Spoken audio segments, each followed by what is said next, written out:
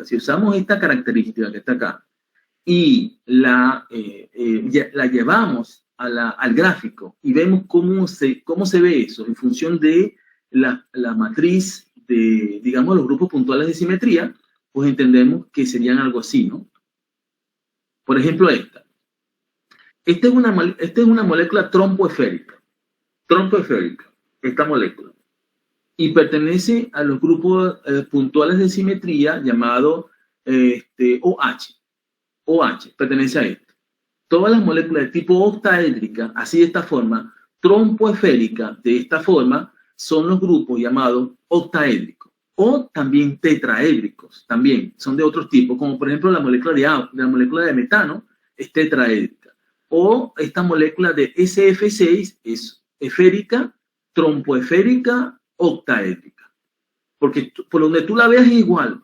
Tú puedes verla de por este lado, por este lado, por este lado, por este lado, por arriba, es igual, ¿verdad? Son dos pirámides exactamente con las mismas distancias y todo. Se llaman octaédricas, se llaman este tipo de grupos puntuales y son llamadas moléculas tromboesféricas.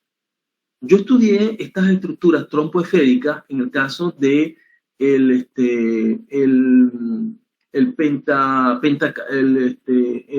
¿cómo se llama? El hexacarbonilo de wolframio, estudié yo.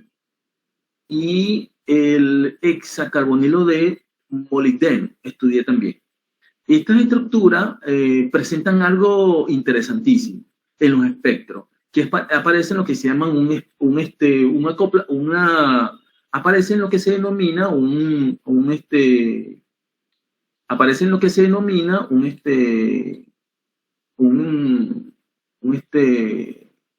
aparece lo que se denomina una interacción. Es decir, resulta ser que son interesantísimas. ¿Por qué? Porque estas moléculas tienen algo que es que aparecen varios espectros mezclados. Puede aparecer un espectro de simetría, por ejemplo, C4b, y puede aparecer un espectro de simetría C2b, puede aparecer un grupo de simetría OH, y todo mezclado al mismo tiempo, porque en la medida que esta molécula va rotando, ella va cambiando de forma, y todo se ve en el mismo espectro. Entonces, al final es un espectro complicadísimo, que cómo tú vas a poder interpretar un espectro de eso, sabiendo de que es una mezcla de diferentes grupos de simetría presentes, diferentes grupos presentes. Entonces, la conexión que hay entre cada uno de ellos se llaman puntos diabólicos, así se llaman, puntos diabólicos, y no es fácil de interpretar, ¿verdad? Esto normalmente se resuelve a través de un hamiltoniano, se evalúan las energías, y es el hamiltoniano clásico de resolver las diferentes energías. Normalmente se resuelve de esa forma, y se resuelven cada una de las líneas y las posiciones. Pero en el año 2000 se dio el caso de que se propuso una nueva teoría para poder describir este tipo de moléculas basado en el momento angular, ¿verdad? Y desde ahí se ha venido sustituyendo en muchos aspectos esta teoría del espectro de desdoblamiento octaédrico como esta nueva teoría, que es la que normalmente se usa ahora, pero eso se usa en los países donde tienen la tecnología para poder evidenciar desde el punto de vista de alta resolución los picos que corresponden a esos desdoblamientos. ¿A qué me refiero a desdoblamiento? Desdoblamiento me refiero a que normalmente es una sola línea que debería aparecer, pero en vez de una línea aparecen 3 líneas, 4 líneas. Eso es un desdoblamiento. Las líneas se desdoblan. El desdoblamiento se debe a rompimiento de la simetría. Cuando la simetría se rompe a simetrías más bajas, pues genera picos extras. Y estos picos extras son los responsables de esas apariciones de esas nuevas líneas llamadas desdoblamiento o splitting, así se llama. Splitting en inglés. Entonces, estos splitting se deben a la conversión o a la presencia de diferentes grupos de simetría en la misma molécula, puesto que la molécula se desdobla. O también se llaman desdoblamientos tipo Jahn-Teller, ¿verdad? Que uno lo ve en química inorgánica, ¿no? De las diferentes simetrías en química inorgánica de coordinación. Entonces, mi trabajo consiste en analizar ese tipo de estructuras, cómo se desdoblan esas líneas y cómo yo poder interpretarlo, cómo yo poder analizarlos, ¿no? Y tengo varios papers en ese campo, ¿no? Yo creo que en el punto de vista de asimetría y de los espectros digamos, octaédricos, me temo a decir que yo he analizado mucho, no voy a decir que no sea, que estoy entre los mejores, en el sentido de, a nivel mundial, analizando estos tipos de espectros. ¿Por qué nos basamos en esa nueva metodología? Que no fue inventada por mí, ¿no? Sino fue inventada por los franceses, y es porque yo siempre voy a ese sitio, porque una vez que uno aprende la técnica de cómo hacer el análisis y el asignamiento de las líneas para generar el espectro, pues ya es una técnica que se va adquiriendo con el tiempo. Y no es fácil, no es fácil porque tienes que tener aparatos de alta tecnología para poder captar esas líneas que generan estos tipos de, digamos, de desdoblamiento. Entonces nosotros no vamos a estudiar nada de eso. Nosotros nos vamos a basar simplemente en espectros normales que analizaremos poco a poco, ¿verdad? En algunos casos. No vamos a analizar todos los espectros, solamente vamos a analizar los trompos tipo trompo, oblate y prolate, más nada. Y moléculas lineales, por supuesto, ¿no? Los más sencillos en el sentido de que podemos caracterizar los diferentes constantes de cuarto y hasta sexto orden en cuanto a un polinomio que vamos a resolver. Sería un poco para entender eso. Bueno, entonces continuamos entonces con, poco a poco les voy mostrando cada una de estas cosas para que ustedes vayan viendo los diferentes aspectos de lo que representa esto, ¿no? Entonces estábamos con esto. No sé si aquí estoy presentando, sí. Estamos con estos moléculas, ¿no? Tipo. Y para nosotros clasificar estas moléculas necesitamos simetría. Esta molécula, por ejemplo, es una molécula tipo trompo simétrica prolate. Se llama prolate porque es como una especie de, como una pera. Es como una pera, esta molécula, es como una especie de pera, ¿sí? Y la otra es un tipo oblate. Se presenta una molécula tipo oblate. Y la diferencia entre esta y esta es la forma como es como una especie de, no sé, como una especie de algo redondo, como una especie de plato. Esto se llama oblate, un plato. Un plato. Esto es una pera y esto es como un plato. Entonces, son trompos simétricos, son iguales, pertenecen a los trompos simétricos, pero la diferencia es la forma de las moléculas. Esta es una molécula que pertenece al grupo puntual de simetría C3b, por ejemplo, esta pertenece al C3b, tiene que ser mayor que n igual mayor que 2 para que sean moléculas, no sean asimétricas. Si son mayores que n igual 3, mayores que n igual 2, perdón, pertenecen a este tipo de C4, CB y esas cosas. Pero si son menores, entonces pertenecen a las llamadas asimétricas, ¿ya? Como por ejemplo la molécula de etileno. Ya la vamos a ver. Entonces, estas son las peras, grupo puntual de simetría C3b. Y estas son las tipo plato, que son las que pertenecen al grupo puntual de simetría D3H, así se llaman, D3H. Y hay una diferencia entre estas, en los espectros, ¿no? Son diferentes. Y aquí está la clasificación. La clasificación de acuerdo al eje de simetría, de acuerdo a n si n es mayor que 2, todo eso, ahí está representado. Y estas son las moléculas llamadas trompoasimétricas. Y estas trompoasimétricas, por supuesto, son aquellas que tienen una cierta particularidad que tiene que ver con esta representación de la simetría y con CN de esta forma, ¿no? Un C4, esa cosa, ¿no? Entonces, estas moléculas son llamadas trompoasimétricas. Que les digo que la mayoría de las moléculas pertenece a este tipo, trompoasimétricas. Y son de verdad complicadísimas a la hora de estudiarlas. Complicadísimas porque no son tan fáciles. Esta es una molécula la aleno, que pertenece a una molécula tromposimétrica llamada prolate. Ahora, ¿cómo yo sé que es prolate y cómo yo sé que es oblate? Lo sé por el momento de inercia, o la forma como yo calcule el momento de inercia de estas moléculas. Ya vamos a ver qué significa eso con momento de inercia. Entonces, estas son llamadas moléculas trompoasimétricas. Funcionan como una especie de trompo. Y esas son las fórmulas que caracterizan cada uno de estos. Todas estas fórmulas han sido desarrolladas a través de la mecánica cuántica y este es el momento angular total que incluye el de spin, el rotacional, vibracional, los acoplamientos y da como consecuencia este movimiento así. Y es digamos que es el resultante de los movimientos rotacionales de la molécula y que cuando tú la pones a rotar, pues este momento total está dividido en un conjunto, en una serie digamos, de componentes y sobre esas componentes la molécula rota, ¿verdad? Sobre esa componente la molécula rota.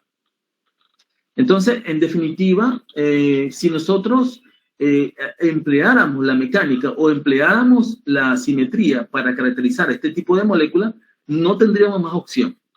O sea, no tenemos más opción. Tenemos que usar la simetría porque a partir de la simetría nos permiten caracterizar ese tipo de moléculas llamados trompo, asimétricas y todo esto. Y básicamente nos concentramos en la parte que corresponden a los momentos de inercia, ¿sí? Ya vamos a ver un poquito de lo que significa momentos de inercia. Hacemos una pausa y veo qué está dando en la otra reunión. Bueno, no tengo más opción porque tengo que estar en esa reunión. Entonces, vemos, en la continuación vamos a ver lo que significa momento de inercia. Ya vimos que la simetría es importante. Ahora vamos a ver el momento de inercia y en dónde se colocan esas líneas por donde la molécula va a rotar. Espérate un momento, ya yo voy ya regreso.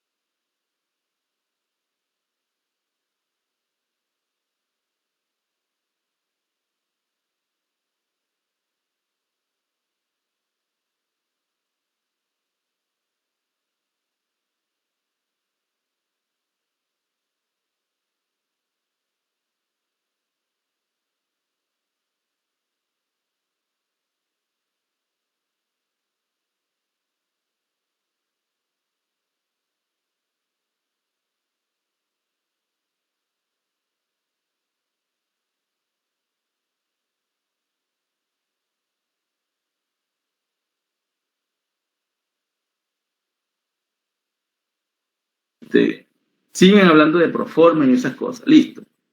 Bien, entonces continuamos, muchachos. Vamos ahora a ver qué significa esto de momento de inercia y a qué se refiere a eso. Muchachos, lo que yo tengo o lo que yo hago no se basa en un solo libro o una sola forma que yo en mi casa y en Venezuela yo tengo una biblioteca pero llena de todos los libros especializados de fisicoquímica, de espectroscopía y todo eso. Pero una biblioteca tengo yo, de años de trabajo en eso, ¿no? Que no tengo acá, por supuesto, ¿no? Y aquí he conseguido unos que otros, ¿no? Y he tratado de sacar eso. Y ahora ven ustedes lo que este libro, que tiene que ver con los momentos de inercia. Aquí nos vamos ahora para que ustedes tengan lo que yo hablo, ¿no? Este libro, Colin Bauer. Colin Bauer es un excelente libro para espectroscopía, ¿verdad? Es un excelente libro, yo siempre he dicho eso, yo estoy presentando así. Es un excelente libro para espectroscopía y habla acerca de los momentos de inercia. Vamos a esos momentos de inercia. Entonces, molécula, momentos de inercia, por aquí. Acá, cálculo de momento de inercia. Vamos a ver si habla un poquito más de momento de inercia. Aquí habla de un poquito de momento de inercia. Aquí rotación. Ok, perfecto. Bien, vamos con este momento de inercia aquí, de esta molécula. Aquí. Vamos acá. Una molécula, por ejemplo, las tromposimétricas. Todo esto es un preámbulo del por qué vamos a estudiar simetría. Moléculas tromposimétricas. Ya vemos que son de este tipo, ¿no? Son aquellas donde IB es igual a IC. Ahora, usted me pregunta a mí, profesor, ¿y qué es IA y qué es IB y dónde está todo eso, no? Por supuesto, ¿no? Ya vamos a ver. Esta es una molécula lineal. Y la molécula lineal está caracterizada porque los IB es igual a IC y IA es igual a 0. ¿Dónde están esos IA, IB y C? Pues están aquí. Estos son aquí están estas líneas. Acá. Digamos, en el eje principal está el IA, aquí. Y por aquí, perpendicular a esto, está el IB y el IC. Y IB es igual a IC, pero IA es igual a 0, porque no se considera momento de inercia sobre el mismo eje de las moléculas. Recuerden que el momento de inercia no es más que la sumatoria de la masa por el radio al cuadrado. Y si el radio al momento de inercia, a ese eje de inercia, está sobre el mismo eje, las moléculas no tienen nada, no tienen una forma de decir, ese vale 0, está pegado, pues. No hay una distancia, está pegado sobre ese eje. O sea, el momento de inercia está aquí, encima de esto, aquí arriba. Entonces, por supuesto, en la molécula, una molécula no se considera que ella rota sobre su propio eje, no lo hace. Porque para hacerlo necesitaría una energía infinita. Pero sí lo hace alrededor de sus ejes perpendiculares al eje principal, que es este. El eje principal es donde cubre la mayor cantidad de átomos posible. El eje principal sería este eje de aquí. Y los otros ejes son los ejes perpendiculares, donde son IA y B. Cualquiera que sea, IA y B, no importa cuál sea. IB es igual a IC en todo caso. Entonces, estas son las moléculas llamadas las moléculas lineales. En cambio, que las moléculas tromposimétricas, viene la diferencia. Encontramos que, en este caso, encontramos un momento de inercia aquí, incluiría 1 y 2 átomos, ¿verdad? El momento de inercia principal sería este, y sería el IA. Pero tendríamos el IC por aquí y el IB por aquí, que ambos serían perpendiculares. Todo el mundo sería perpendiculares a este principal. O sea, el IB y IC son ejes perpendiculares al eje principal, que sería el eje por aquí en el medio. Se dice que, por supuesto, IB es igual a IC, porque no importa, por total esta molécula está rotando. Y si está rotando, la forma de esta que presenta siempre es la misma. Por tanto, en estos casos, se dice que el IB es igual a IC, pero IA no. IA es distinto, ¿verdad? Entonces, las moléculas tienen IB es igual a IC, pero es distinto a IA. IA es diferente de 0. Y solamente va a depender de la contribución de estos hidrógenos acá. La contribución de estos hidrógenos acá, no de ¿no? La contribución de estos hidrógenos a los ejes principales, que es este de acá, a este eje principal. Entonces va a contribuir el hidrógeno y el hidrógeno, más no va a contribuir ni el carbono ni el flúor. Entonces no es tan grande su momento de inercia, su momento de inercia no es tan grande, pero sí tiene un momento de inercia. Entonces, en este caso, IA es diferente de 0. Esto es lo que clasifica a estas moléculas. ¿Verdad? ¿Cómo sería el momento de inercia acá? Bueno, aquí el momento de inercia sería, aquí sería el principal, sería en el medio aquí, en el medio, aquí arriba. Son las moléculas llamadas oblates, en el medio, ¿verdad? En el medio. Y el momento de inercia principal sería atravesando el plano de esto en forma perpendicular, en el medio. Y va a tener contribuciones de este cloro y de este cloro. En este caso sí son grandes. Pero lo que es el momento de inercia, que son perpendiculares, que serían este y este, que serían perpendiculares al principal, pues serían igualitos. Serían igualitos. Y B es igual a C, pero el IA va a encontrarse que hay una diferencia con respecto al trompo o prolato. El trompo prolato va a ser diferente, porque va a depender de esto. En cambio, en el caso de que el oblato es así, ven la fórmula del oblato. Y B es igual a IC. Se refiere a estos momentos de inercia, este y este, que son estos ejes de acá. Pero el oblato, la diferencia es que el IA es más, digamos que así, B. Y B es igual a IC, pero debe ser mayor que IA. Pero en el caso del prolato, IB es igual a IC, pero debe ser menor que IA. Esto es una clasificación. Y la diferencia entre estos dos es la forma, es el tamaño de IA. La forma de esto es el tamaño de IA. En el caso del oblato, el IA es pequeño, pero en el caso del prolato, el IA es grande. Y se puede clasificar. Nosotros hacemos los cálculos cuánticos, hacemos las variables y ustedes pueden caracterizar. De hecho, podemos matemáticamente encontrar cada uno de estos, hacer estos cálculos matemáticos y verificar que esto es cierto, ¿no? Yo creo que por aquí hay un ejemplo. Esta es una molécula llamada trompoesférica. Esta molécula trompoesférica, el IA es igual al IB, es igual al IC. No hay diferencia por donde tú la mires, ya sea que tomes este como principal, o este como principal, o este, acuérdense que este es el metano. No importa la forma como tú tomes esto, encontramos que el IA es igual a IB e igual a IC. En este caso encontramos que estos, ejes son iguales, porque es una molécula esférica, completamente esférica. Por lo tanto, si es una esfera, no importa, los ejes de movimiento, de rotaciones, por cualquiera de los ejes es igual.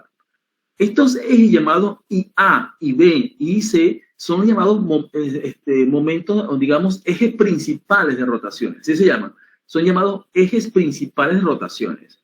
Todavía no lo hemos visto en acción, pero ya lo vamos a ver. En el caso de los trompos asimétricos, todos son diferentes. Todas estas rotaciones son diferentes. Y es diferente por donde tú la mires. Ya sea que tomes este como el principal y tomes el perpendicular al principal, todos son diferentes.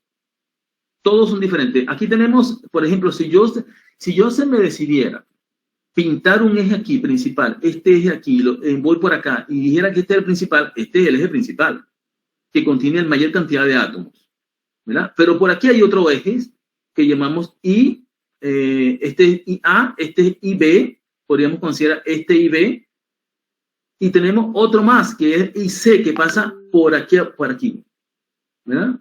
Por aquí. O sea, la forma como se calcula y rota hidrógeno con hidrógeno es distinto a que rote, por ejemplo, aquí. El principal daría vuelta hidrógeno y se intercambia el cloro con el hidrógeno con el hidrógeno, y da vuelta en forma así, por este eje.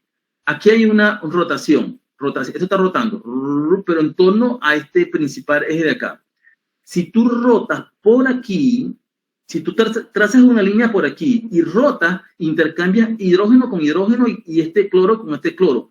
Pero las distancias son distintas, porque vas a intercambiar estas distancias más largas que estas distancias de acá. Por tanto, es distinto esta forma de rotación.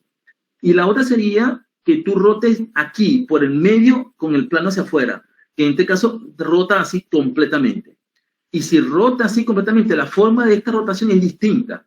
Son tres formas distintas de movimientos alrededor de estos ejes que generan a diferencia en los momentos de inercias diferentes, que son diferentes. Son llamados momentos de inercia.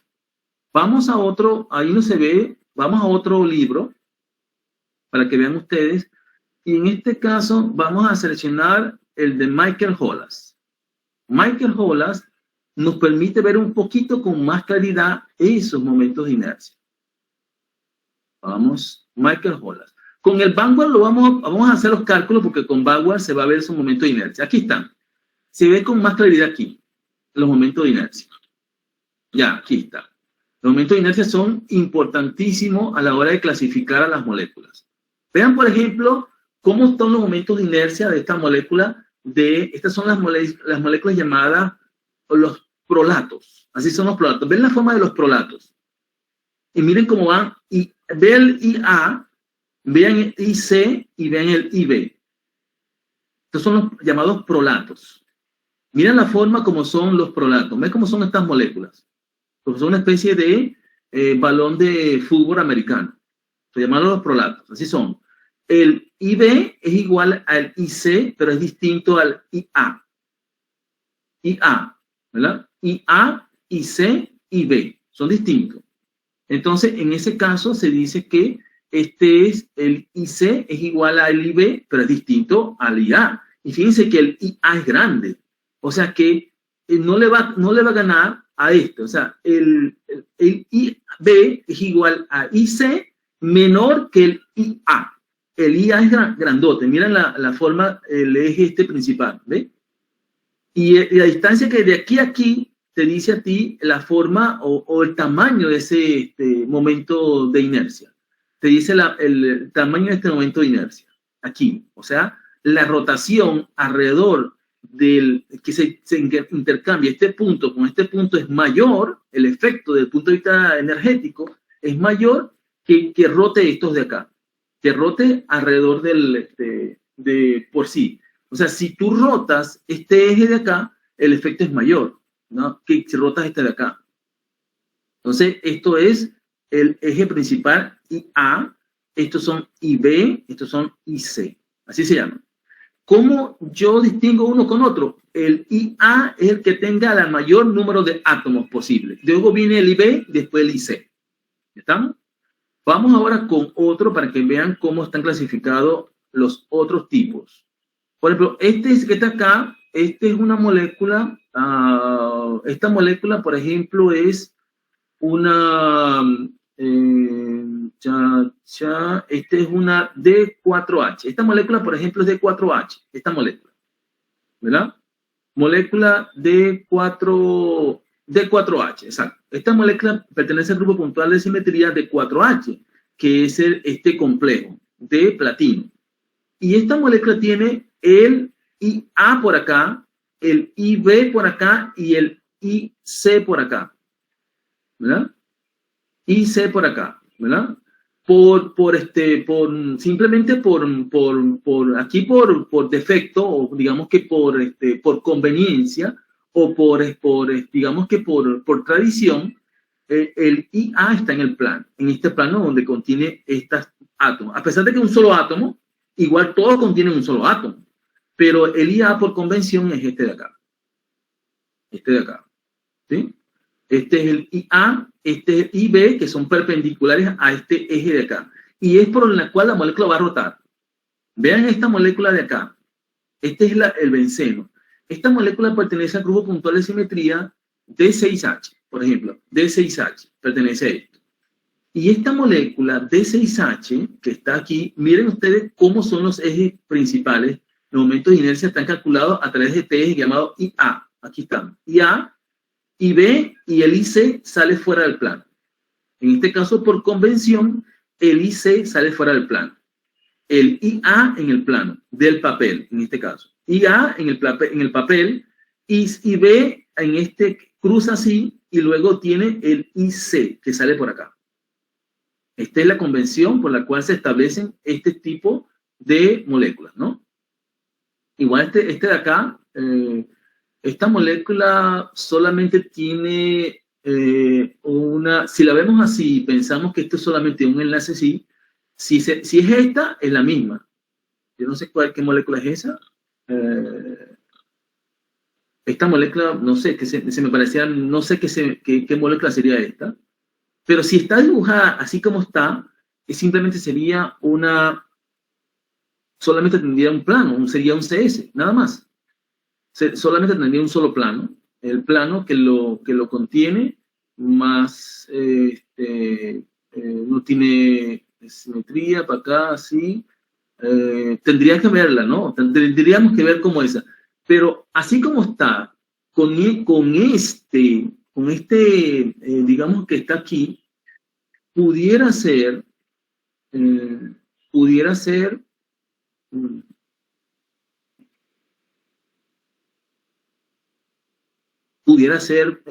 dependiendo si qué cosa podría estar acá o qué cosa. Si yo la divido, pudiera ser un C2H, pudiera ser un C2H, pudiera ser un C2B. Un C2B más me parece un C2B, esta molécula. C2B, y si fuera así, fuera una molécula asimétrica, trompoasimétrica, ¿verdad? Si fuera así. Esta molécula es un trompo, es un oblato, estos son oblatos. Todas estas moléculas son oblatos. Estos son oblatos, esto es un trompo. Si es así, si esto fuera un enlace nada más, yo podría clasificarla como un C2B, podría clasificarla, ¿verdad? Pero si este enlace estuviera en todo, repartido por todo, por supuesto, esta molécula sería, no sé, se parecería mucho al benceno, pero tendría que identificar los puntos de similitud para saber dónde se va, con qué átomos se van a intercambiar para yo poder identificar y decir, pertenece a tal o tal molécula. Esta molécula, miren cómo, esta molécula es el aleno, por ejemplo. El aleno, ven los ejes principales, cómo están, ¿no? El eje principal este de acá en el plano, este de acá, el eje principal tiene, incluye este átomo, y miren B y C.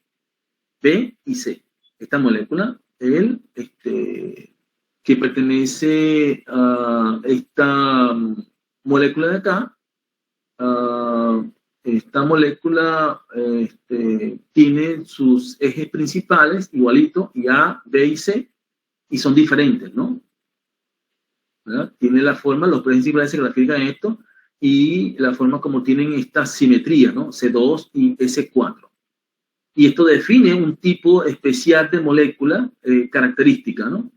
De moléculas tipo rotores asimétricas, ¿no? Rotores simétricos, perdón. Este tipo de moléculas, ¿no? Igual, esta molécula de aleno tiene diferentes tipos de especies de simetría, y esas especies de simetría clasifican esta molécula de acuerdo a un grupo puntual de simetría. Esta, la aleno, ¿no? Más moléculas acá. Esta es la molécula de, por ejemplo, esta molécula que está acá no tiene ni planos, no tiene ni nada con que yo pueda correlacionar, nada. Esta es una molécula totalmente asimétrica. Es una molécula llamada trompoasimétrica, no tiene forma, no tiene simetría. Yo diría, esta simetría sería una simetría, yo le diría C1. C1, no tiene más, no tiene nada. Y esta molécula como tal pertenece al grupo puntual de simetría, llamarlo así C2B. Esta C2B, y es una molécula trompoasimétrica, llamada trompoasimétrica. Miren sus ejes principales, y A y B y el IC fuera del plano. El IC está fuera del plano. ¿Qué más? Clasificando moléculas. Hay unas moléculas que se parecen a los ejes, no tienen forma de clasificarlas porque son duras, estas moléculas. Por ejemplo, miren la forma como estas moléculas son clasificadas de acuerdo a más o menos algún eje principal de rotación, más o menos. Y A por aquí, donde más o menos pasa por muchos átomos, pero no pasa porque no hay forma, porque no tiene forma, pero más o menos pasa por aquí. El eje principal de rotación aquí, y A por acá. Y A, este sería el IB, y el IC sería fuera del plano. Siempre que está en el plano, el IC siempre es en el plano, ¿verdad? Estos son llamados prolatos por accidente. digamos, que se parecen a un prolato, se llaman así, este tipo de moléculas. Se clasifican como prolatos cercanos al prolato. No son completamente prolatos, pero se clasifican así porque el eje principal no está no está definido muy bien porque no están sobre los átomos. Tiene que estar sobre los átomos. Pero cuando más o menos podrían pasar, cerquita, y más o menos podían clasificarla como un tipo, así se llama, un rotor simétrico cercano al prolato. Esta molécula, por ejemplo, esta tiene una simetría C2b. Esta simetría C2b, esta molécula. Simetría C2b, ¿verdad? Entonces, esta molécula, por supuesto, se dice que es no es C2b. Esta molécula es C2H. Esta molécula es C2H.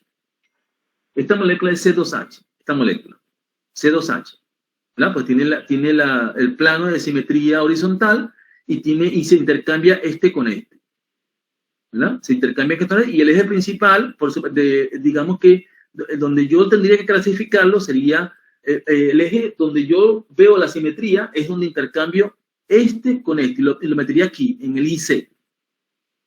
Esta molécula, el eje IA va por aquí.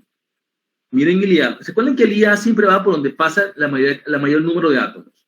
El IA va por acá. ¿Verdad? El IA. ¿Sí? El IA. No es IA por aquí, porque va a pasar el número más de átomos. No, señor. Se busca la simetría. Esto es el eje principal, llamado el eje que divide esta parte en esta parte. Rota y divide. Todo este pedazo lo transforma en este pedazo. Este es el eje principal IA. Este es el IB. Este es el IB, que es diferente al IA, porque el IA pasa por nitrógeno y el IB pasa por aquí. Y el IC es fuera del plano. Siempre el IC fuera del plano. Y siempre el IC es la suma de estos dos, ¿vieron? El IC siempre es la suma del A más IP. Y esta es una molécula llamada C2H. Así se llama C2, pertenece al grupo puntual de simetría C2H. Y está clasificada como molécula un rotor asimétrico cercano al oblato. Cercano al oblato. Así se clasifica esta molécula. Muy cercana al oblato, a esta molécula. ¿Estamos? Y repito, ¿cómo yo sé eso? Por la clasificación general de las moléculas. Prolato, oblato, todo eso. Y la forma como se parecen, cómo están clasificadas, ¿verdad? Esta es una molécula que es como una especie de plato, un plato. Y todas las que tienen un plano de hecho son platos, o tipo plato, casi todas, no voy a decir todas, casi todas son en plato. Pero esta en particular está, pero no tiene forma como esta. Esta no tiene forma, por lo tanto, esta molécula se parece a un prolato. ¿Y cómo lo sé? Pues cuando hago los cálculos, tampoco es que lo sé. Cuando hago mis cálculos está bien. Y ahora, y eso es importantísimo, muchachos, ¿verdad? Porque recuerden ustedes que de acuerdo a cómo yo clasifique las moléculas, esto me va a diferenciar los diferentes movimientos vibracionales. Y si yo hago una mala optimización de mi estructura y indico que la molécula es un prolato o un oblato o lo que sea, o un esférico, yo clasifico mi molécula mal, las frecuencias vibracionales me van a dar mal. Y por lo tanto, los parámetros termodinámicos me van a dar mal. Entonces, no puedo, tengo que estar mosca con eso. Una buena optimización y una buena estructura determinada me produce una buena estructura y un campo vibracional exacto. Por lo tanto, me genera parámetros termodinámicos correctos, y estos parámetros termodinámicos correctos me redunda o me genera una buena interpretación del proceso de mecanismo de reacción de lo que yo pretenda usar. O sea que si yo hago un mal planteamiento de mis sistema de optimización molecular, ya no sirve. Ya no sirve el proceso, ¿verdad? Por lo tanto, yo trato de que esto sea así. En la medida que yo trato de que estos sean más cercanos a lo que yo creo que es experimental, y importa mucho la intuición química, importa mucho esa intuición. Porque si yo hago un estudio y yo voy caracterizando mi molécula y me doy cuenta de que mi molécula no la optimicé correctamente y no está bien, porque cuando yo comparo los datos experimentales con los teóricos no me dan bien, entonces yo nunca voy a pretender hacer un mecanismo de reacción, porque no sé cómo es que la molécula va a atacar, porque no sé si el átomo está colocado en la posición correcta. Y dependiendo de las posiciones correctas que tengan estos átomos y de la forma como yo clasifique las moléculas de acuerdo a estos 5 tipos de clasificaciones de movimientos rotacionales de las moléculas que me generan los espectros rotovibracionales, pues entonces yo mis propiedades termodinámicas que están basadas en ese principio, pues no sirven. ¿Estamos? Entonces todo es un detalle, todo es algo que tenemos que comprender para poder llegar a lo macro. Partiendo de lo cuántico, pasando por mecánica estadística y llegando a lo macro, que son las propiedades termodinámicas, ¿no? Pero es una secuencia: cuántica, mecánica estadística, propiedades termodinámicas. Ok, entonces sigamos entonces definiendo las cosas. Digamos acá, aquí están en reunión. Entonces, a las 7:15 hacemos el receso para poder meterme en la otra reunión, porque ya tengo 2 reuniones que no asisto porque estoy en compromiso del posgrado. Desde esta mañana, esta mañana estuve en el posgrado, haciendo el proceso de limpieza de la oficina, todo eso. Me quedaron en la oficina hermosísima, donde yo estoy. Pero en la oficina del posgrado no la pudieron limpiar, no llegaron las personas a limpiarla. Y así me tuve que ir porque no llegaron. Pero estamos en ese proceso, muchachos, de limpieza de las oficinas, acomodando todo, ¿eh? Y por supuesto eso toma su tiempo. Ok, entonces estamos clasificando las estructuras de acuerdo y viendo el por qué la simetría es importante. Viendo el por qué la simetría es importante y clasificando estas moléculas, ¿no? Veamos un poquito más acerca de los cálculos de estos momentos de inercia, para que vean ustedes cómo se calculan estos momentos de inercia.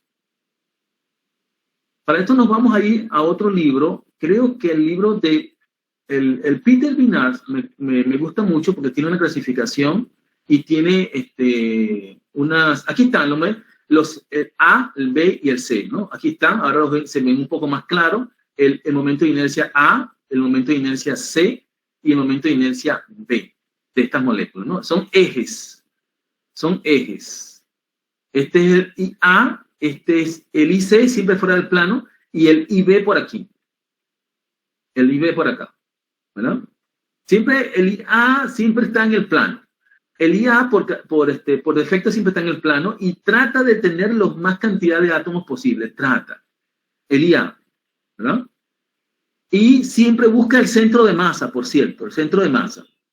Nosotros inicialmente, cuando hacemos los cálculos cuánticos, calculamos los ejes sin tomar en cuenta eso, sin tomar en cuenta la forma en donde pasa, ¿no? Si queremos hacer un cálculo preliminar del espectro, hacemos un cálculo preliminar del espectro, más o menos como es, entonces normalmente lo que hacemos es, si queremos hacer un cálculo preliminar, tenemos que hacer un cálculo inicial del ABC.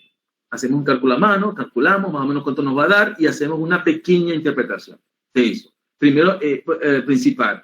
Y luego que hacemos esa interpretación, procedemos a hacer los cálculos de digamos que los verdaderos cálculos. Por ejemplo, vamos a decir para que ustedes por ejemplo, yo les voy a colocar acá, por ejemplo, F, fue una molécula que yo estuve trabajando, FCO5, FCO5, vamos a decir, aparece FCO5, yo soy uno que ha trabajado más en esta molécula. FCO5 se llama pentacarbonilo de hierro. Por aquí debo estar yo, en algún punto, bueno, tendría que ponerme yo ahí, ¿no? Marcos Loroso. Esta molécula tiene un espectro característico, ¿no? Vamos a ver si aparece de aquí. Espectroscopía. Este fue mi primer trabajo que yo hice cuando estaba en la universidad. Mi primer trabajo. Y este trabajo lo hice con un señor de los Estados Unidos llamado David Dawson. David Dawson, que trabajaba en los laboratorios de militares en Estados Unidos y que fue a hacer una estadía en Cambridge, y fue el primer trabajo que yo hice con analizando este tipo de banda. Es una banda llamada perpendicular, así llamada tromposimétrica perpendicular. Hay dos tipos, paralelas y perpendiculares. La banda 11, yo comencé con esta banda, ¿verdad? Pero yo no sé, es una banda, dice, una banda de, y calculé una constante de Coriolis, de esta acá, y calculé las constantes rotacionales A, B y C. A, aquí calculé, para que ustedes se den cuenta, A, B, bueno, como esta es una molécula tromposimétrica, por supuesto, dos son iguales y una es diferente, ¿no? Entonces, y como depende del isótopo, la espectroscopía que usaba era pero tan precisa que usaba 0.2682 con un diodo láser de resoluciones de 1, 2, 3, 4, 5. Normalmente en el laboratorio usamos 1 de resolución, 1. Yo usaba 0.2682, iba más abajo todavía. Y usted analicé esta banda, la 649, y calculé el acoplamiento que existen entre dos bandas. Se acoplaron dos bandas. Y esa banda yo calculé las constantes A y B. Las B son distintas, porque son, digamos que son A y B nada más. A y B son las diferentes constantes que uno calcula, ¿no? La A y la B. A y B. Y de la banda 11, por cierto, A y B. Y estas B y A están relacionadas con los momentos de inercia a través de una ecuación. O sea, que si yo tengo la constante A y B, digamos que desde el punto de vista experimental, esto me permite corroborar los cálculos desde el punto de vista teórico cuando calcule los momentos de inercia, lo cual me permite calcular distancias angulares, distancias de enlace o ángulos de enlace, ¿verdad? Pero sería bueno que pudiéramos ver este paper. Creo que ya, vamos a ver si lo veo así. Copiar y vamos con ¿cómo que se llama? Sci Hub, ¿no? Por aquí, vamos con la como otra cosa. Sci Hub.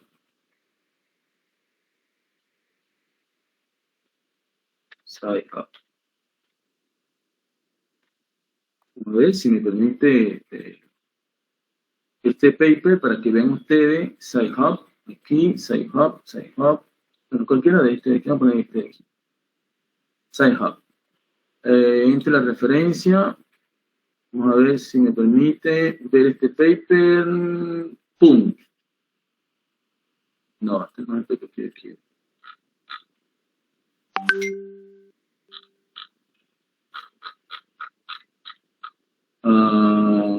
No, este no.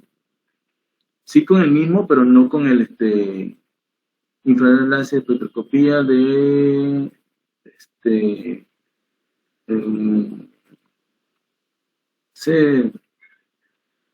si tuviera exactamente el número, pero puedo buscar el número DOIT y meterle aquí el número DOIT, ¿verdad? Mejor. Pero no me, ¿qué revista es esta? Esta revista es, vamos a poner aquí, buscar de nuevo acá.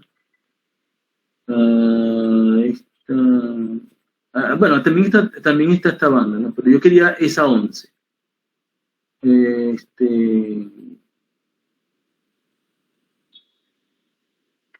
Bueno, quería ese paper para ver infrarredes de espectroscopía de esta. Vamos a decir si está por aquí así, para ver si la consigo. Por aquí, si me permite. No me permite encontrar este paper, ¿no? Otra banda, otra banda que sea así, que la pueda encontrar. de la banda 7, pero estoy buscando es el journal, ¿no? Donde fue publicado. Yo creo que este fue el journal de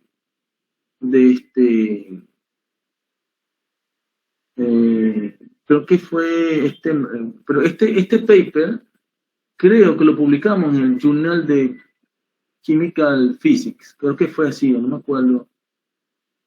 No sé, muchachos, si ustedes por ahí tengan una forma de para que ustedes vean esta banda, ¿no? Esta banda fue una de las primeras bandas que yo hice, se ve el contorno de las líneas y la interpretación, ¿no? Que yo hice para esta banda. Y por supuesto calculé las líneas y todo eso, ¿no? Pero no tengo ahorita esa... No tengo, porque yo no tengo los benditos papers, pero se las busco, ¿sí?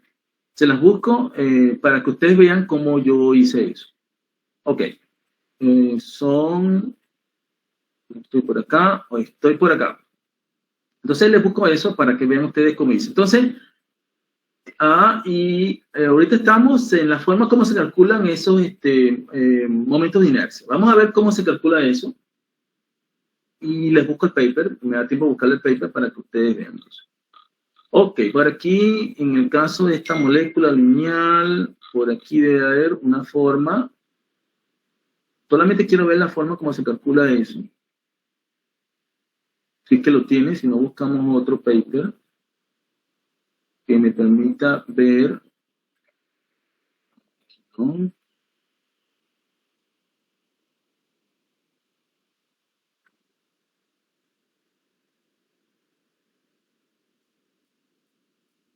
No, este no. Banwell. Vamos a Banwell.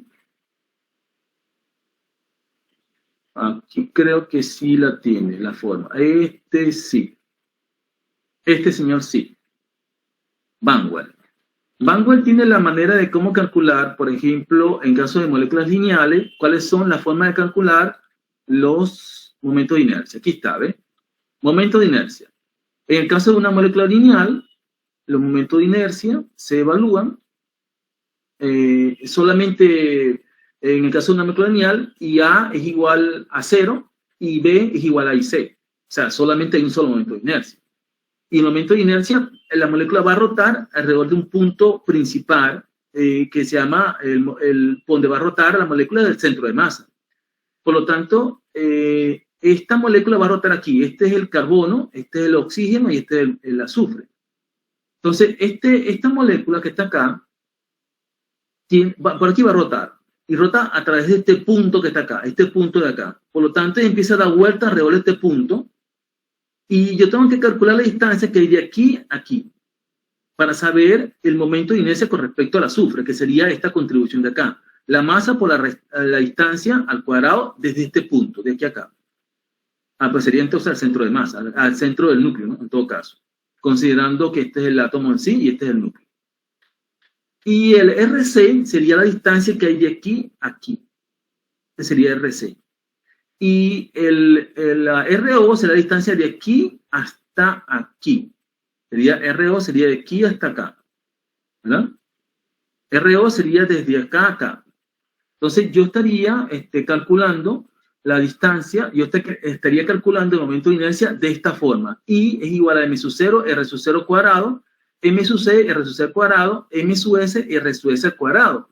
El interés mío consiste en evaluar cada una de estas distancias para poder calcular el momento de inercia de esta molécula por la cual va a rotar. No importa si rota en el plano o rota fuera del plano, pero no puede rotar en ella, no puede rotar en ella.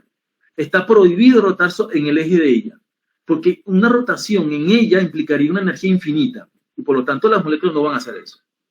Para yo explicar que eso ya se debe así, yo tendría que recurrir a la cuántica y ver las ecuaciones que surgen cuando yo tenga que calcular los momentos de inercia y lo que llaman las constantes rotacionales, las constantes rotacionales A, B y C, que son las que surgen debido a los momentos de inercia y a lo que van a ver ustedes. Por ejemplo, en este caso solamente hay una sola constante rotacional y nada más existe una relación entre esta y tienes que calcular. O sea que tú tienes que determinarla de esta forma, no tiene forma. Cuando tú haces esto y tú determinas, hay una manera de calcular todo esto que es a través de ecuaciones y de, digamos, algebraicamente. Buscar la forma de calcular eso. Sí lo puedes hacer, algebraicamente. Y puedes buscar la forma de calcular este momento de inercia tal cual. R sub 0, R sub C y R sub S. Puedes saberlo porque dependen. Miren ustedes que R sub 0 depende de R sub 0, 0, de R sub C, y R sub S depende de R sub SS y R sub C. Depende de esto. De tal manera que ustedes pueden tener todo en función de una sola variable, si quieren, o de la máxima cantidad de variables disponibles en todo caso. Pero tú puedes encontrarlo. Por ejemplo, en este caso, el momento de inercia, haciendo uso de estas ecuaciones de acá, nos llega a esta ecuación de acá. El momento de inercia es igual a m sub 0, r sub c cuadrado, r sub s, así está. ¿Ve? Fíjense ustedes que el momento de inercia depende exclusivamente de las distancias el carbonilo y del otro, carbono azufre, del carbono oxígeno y del carbono azufre. Básicamente depende de eso. Este es el momento de inercia. Sería así, ya sea en forma de los isótopos normales o cambiando un isótopo. En este caso sería el oxígeno, cambiando el oxígeno. Serían así. O sea que yo puedo, por ejemplo, usar el isótopo. Si yo solamente utilizara una determinación, nada más, digamos que desde el punto de vista experimental, para calcular estas distancias de enlace, considerando los aumentos de inercia, yo necesitaría dos ecuaciones con dos incógnitas, pero nada más tengo una sola que encontraría, porque necesito RCO y necesito RCE si no los tengo. Entonces yo tengo que valerme de algo, y lo que me valgo es de una sustitución isotópica para tener dos ecuaciones con dos incógnitas, y voy a tener dos constantes rotacionales llamadas. Estas constantes rotacionales me va a permitir calcular el momento de inercia y al final poder calcular las distancias RCO con CS. Este es un ejercicio buenísimo para ustedes. ¿Cómo hacer eso desde el punto de vista espectroscópico? ¿Verdad? Teniendo dos espectros. Un espectro, digamos, obteniendo una constante llamada constante rotacional y luego ligarla con los isótopos, ¿verdad? Ahora, si ustedes me preguntan qué relación hay entre la constante, entre el momento de inercia y la constante rotacional, que es la que se obtiene experimentalmente, es así. Esta es la fórmula en el caso de las moléculas lineales, ¿verdad? En el caso de las moléculas lineales, tiene algo por esto. En estas coordenadas, por supuesto, en estas, digamos que, coordenadas, ¿no? Porque B es lo que tú obtendrías experimentalmente. B se obtiene experimentalmente. B. Esta es la distancia que hay entre las líneas espectrales. Esta B. En realidad es 2B, pero tú puedes calcular al final B. Entonces, esta B tú la metes acá. Y luego calculas IB.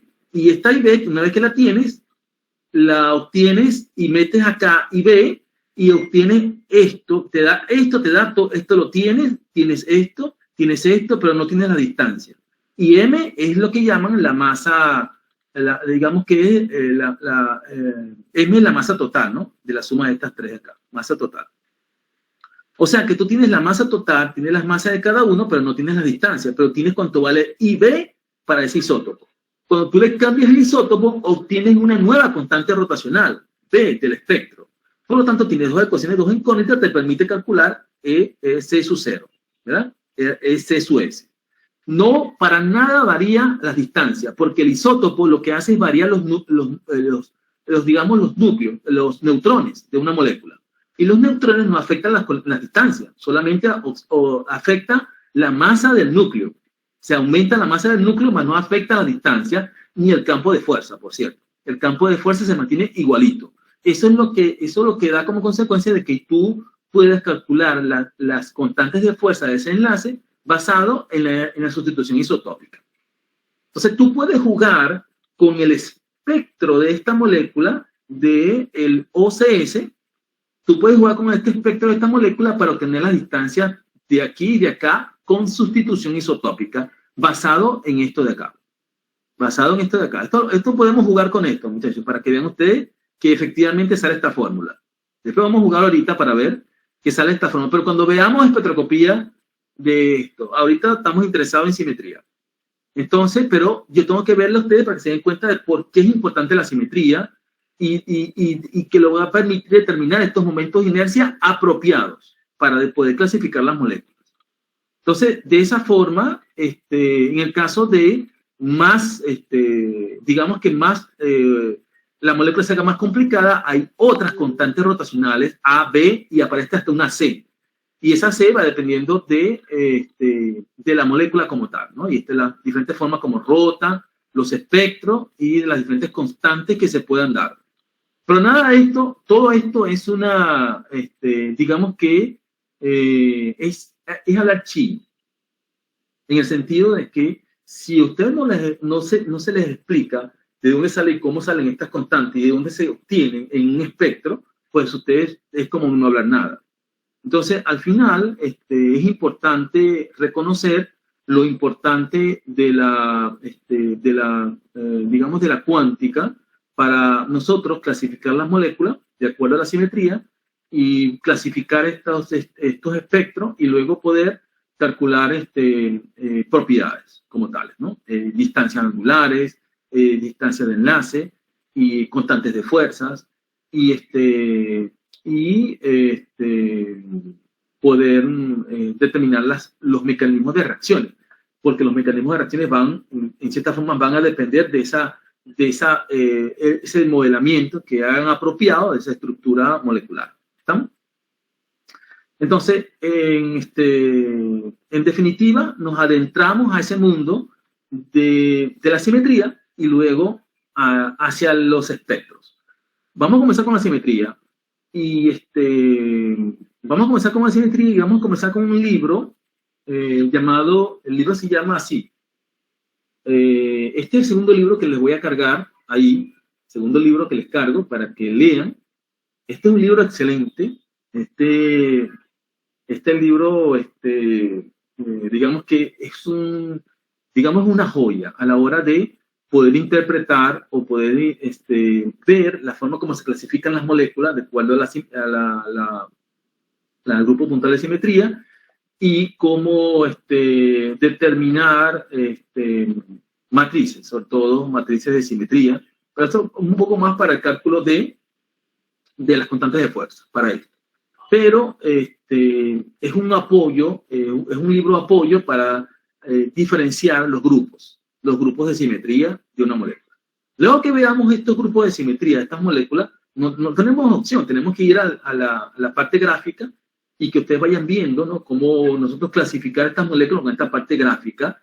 Colocamos las moléculas y vamos rotándolas, vamos viendo y buscamos, porque hasta a mí, si no estoy en presencia con ustedes, yo no le puedo, por más que le diga que esto es así, que se dobla y que esto se dobla de esta forma y que este es un eje por aquí, pasa por acá, es muy diferente que ustedes estén en un salón de clase y digan, mira, tóquenlo, este es así, pasa por acá. O sea, hay que hacer un poquito de pirueta, ¿no?